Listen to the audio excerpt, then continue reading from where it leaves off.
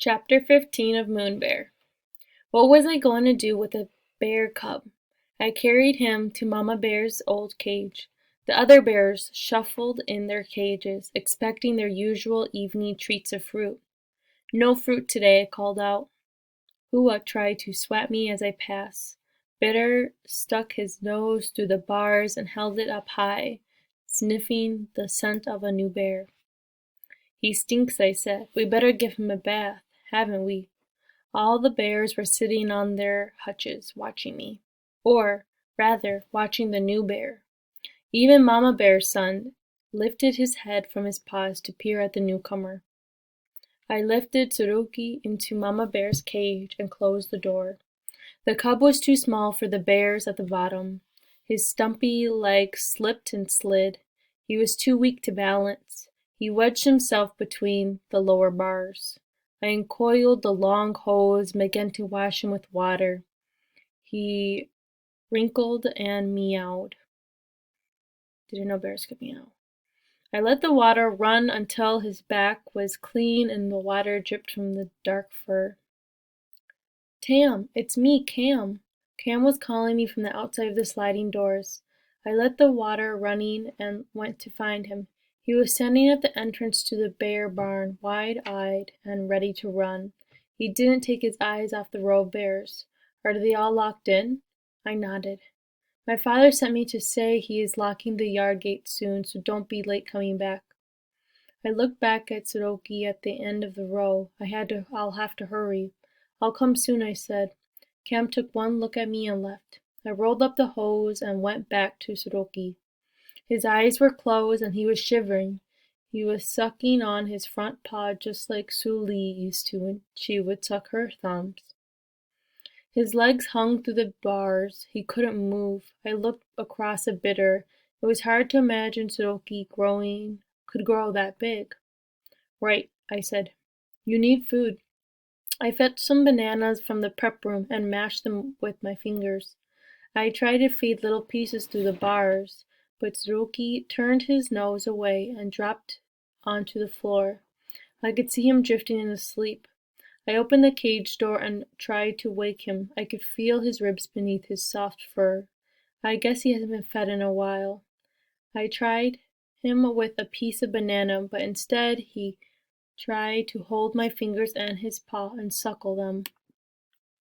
I looked back towards where Cam had been standing. I couldn't just leave this baby cub. He could be dead by morning. Maybe if I took him back, I could try and feed him through the night. I knew Miss Sohn wouldn't allow me, but she didn't need to know. I wondered what Ma would have thought too. We never let animals inside of our house.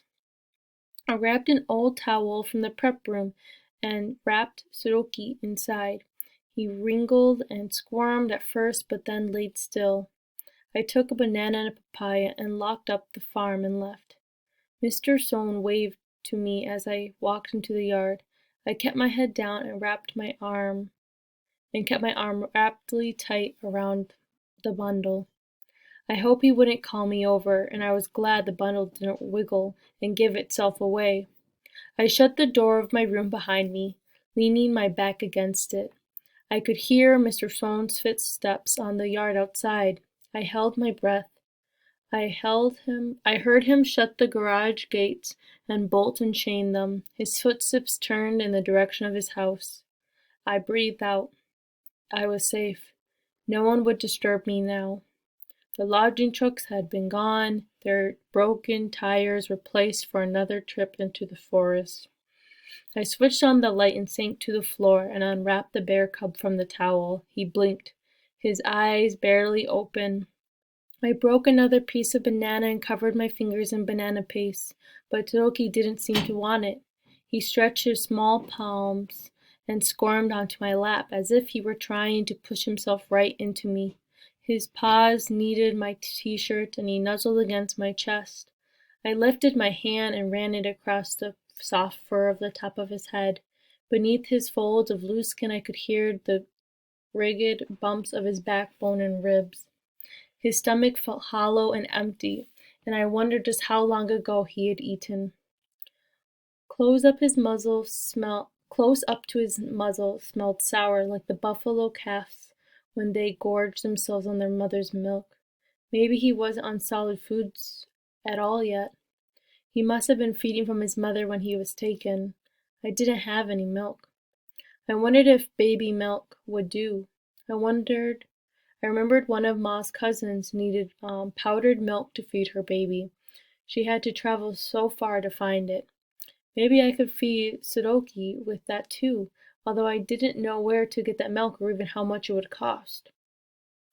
I tried to think what bears eat in the forest, fruit and roots and grubs, but then I remembered grandfather had told me about bears. They went mad for honey. I left Sudoku curled up in a towel and opened the small cupboard. I reached in for the tin of honey I swore I wouldn't open. Forest honey. Bear honey. I don't suppose a little would matter to give some to Bear cub. I turned the lid and scooped up a fingerful of honey. I could see the honeycombs inside, still filled with bee crumbs. I crouched down and slid my finger inside Sudoku's mouth. At first he stuck his head and tried to spit it out, but once he tasted the sweet honey, he pushed himself closer. I smiled. You want some more? He sniffed it and licked a little from my finger. I wonder if he remembered the taste of honey. I wonder if his mother had brought a comb of honey and shared it with him. I wondered if the taste of it took him back to the forest like it did for me. He wrinkled up close for another taste. I scraped out another half of the pot for him, and he sucked and sucked in the sweet honey from my hand.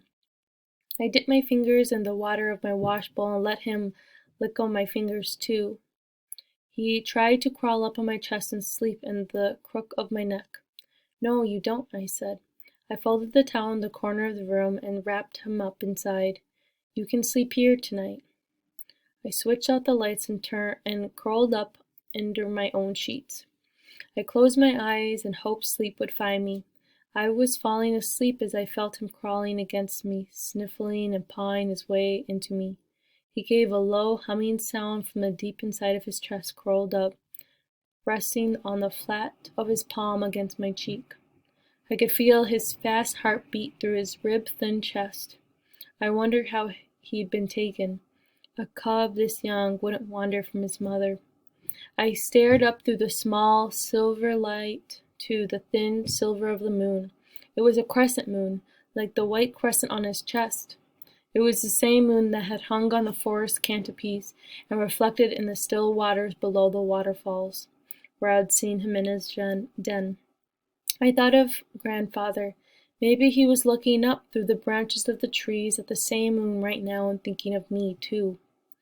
I pushed my face into Sudoku's soft fur and breathed in deep scent of earth, of the leaf litter, of the forest paths and the moon and the cool mountain rain. I closed my eyes and let the image fill the room and shine brightly in the darkness. I belonged there. Sudoku belonged there too. I curled my arms around him.